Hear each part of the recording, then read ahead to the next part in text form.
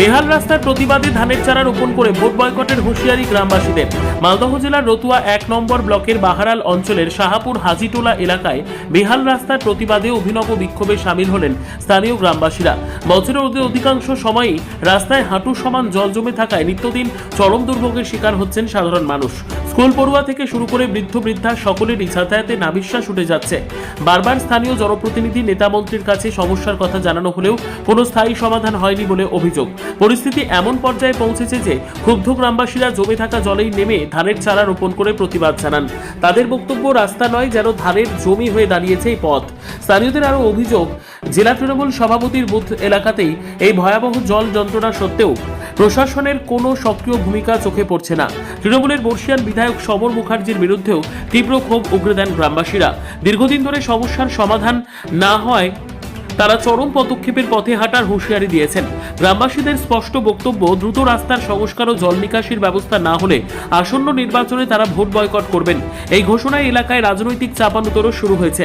অন্যদিকে রতুয়া 1 নম্বর ব্লকের মিম সভাপতি শেখ জাহাঙ্গীর এই বিষয়ে প্রতিক্রিয়া জানিয়ে বলেন, আমরা ক্ষমতায় এলে অগ্রাধিকার ভিত্তিতে এই এলাকার জল নিকাশির ব্যবস্থা করে সমস্যার স্থায়ী সমাধান করা হবে।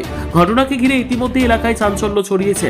এখন দেখার প্রশাসন ও জনপ্রতিনিধিরা কত দ্রুত এই সমস্যার সমাধানে পদক্ষেপ নেয়। হাজান ঘাটে আমরা ব্রিজ চাই। প্রত্যেক বছর 2-4টা বাচ্চা এই ঘাটে ডুবে মারা যাচ্ছে। বাচ্চার স্কুল যেতে কষ্ট হচ্ছে। আমরা মা ডেলিভারি পেশেন্ট, আমাদের বাগানে বাচ্চা হচ্ছে। কেন হবে আমাদের বাগানে বাচ্চা? রাস্তা যেতে পারছি না আমরা। কেন যেতে পারছি না? বন্যার সময় নৌকা থাকে আমাদের এখানে।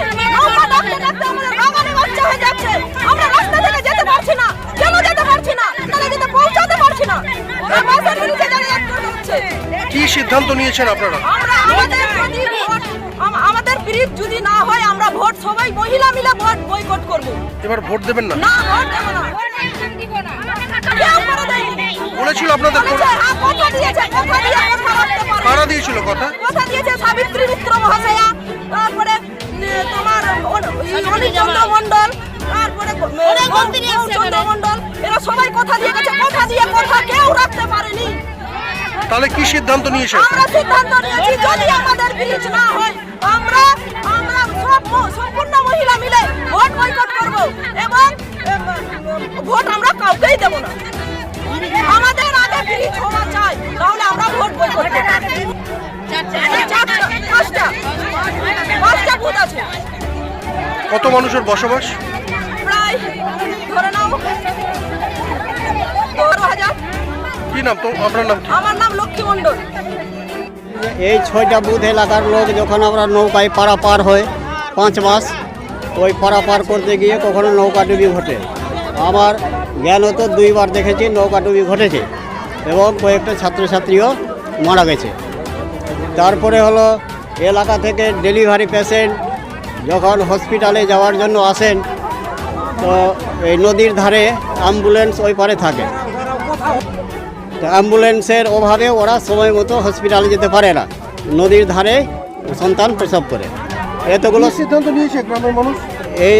এর পরবর্তী 6টা বুথ এলাকার মহিলা সমিতি জাগ্রত হয়ে ওনারাই আমাদেরকে উদ্দীপ্ত করে বলছে যে না, আমরা ওর সঙ্গে আছি।